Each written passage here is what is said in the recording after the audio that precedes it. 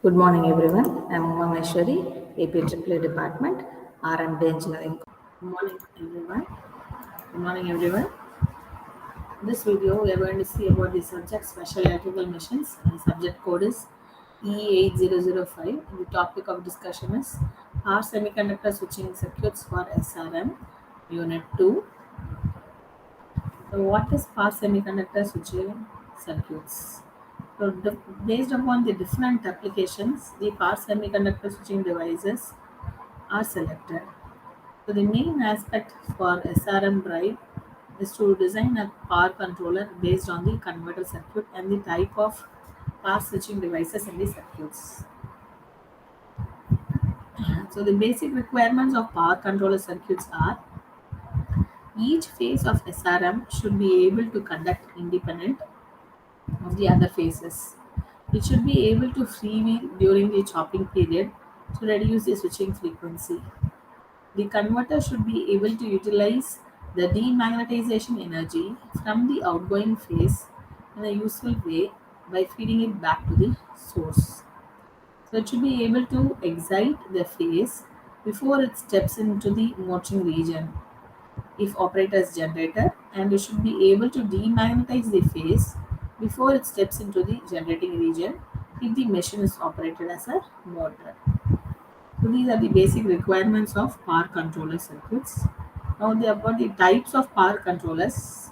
So the first type is classic converter. Okay.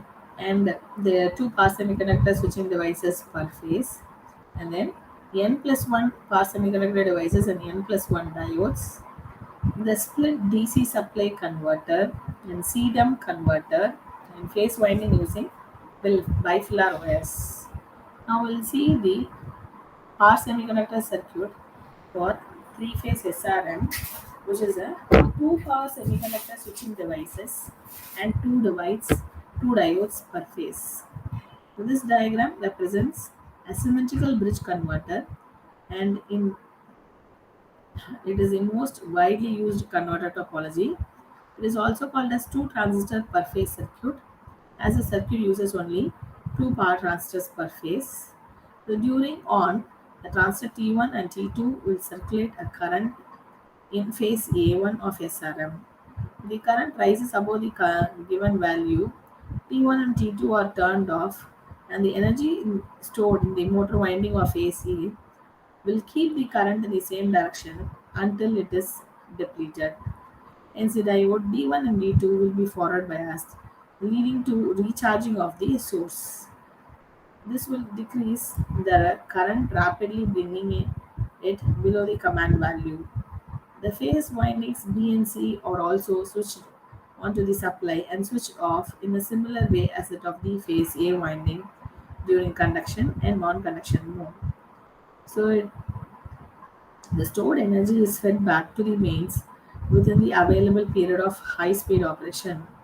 The upper devices T1, T3, and T5 are turned on and off by the signals obtained from the rotor position sensor.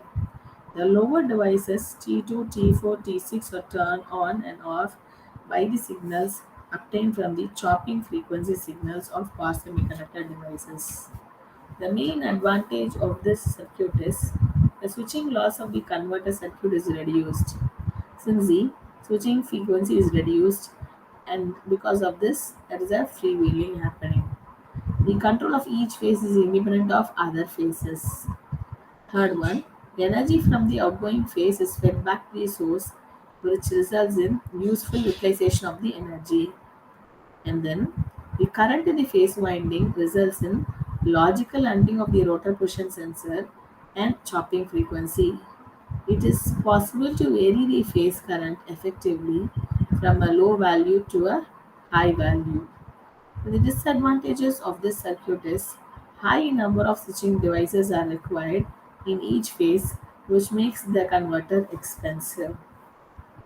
And the next circuit of discussion is n plus 1 switching devices and n plus 1 diodes per phase.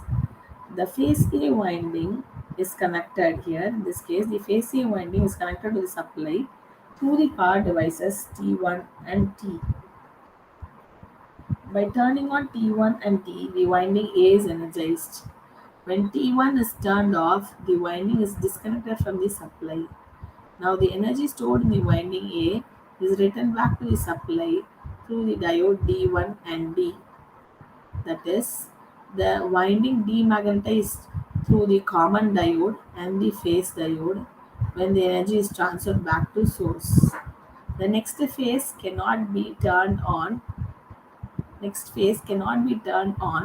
until the outgoing phase has not been completely demagnetized.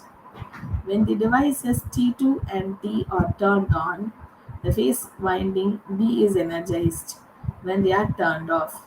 Now here, the stored energy in the phase winding B is fed to the mains through the D and D2, same as that of the case of C, and when it is switched on and off from the mains.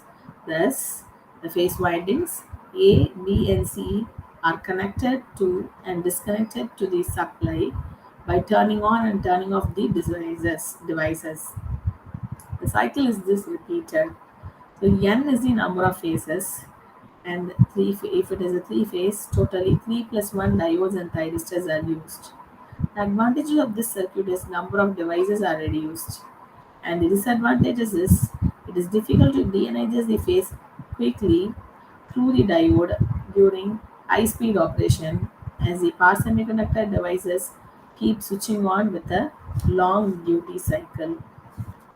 So this video we have seen what are the different classifications of power semiconductor switching devices, and we have seen the two types of it. One is the classic switching and next one is the N plus 1 switching devices.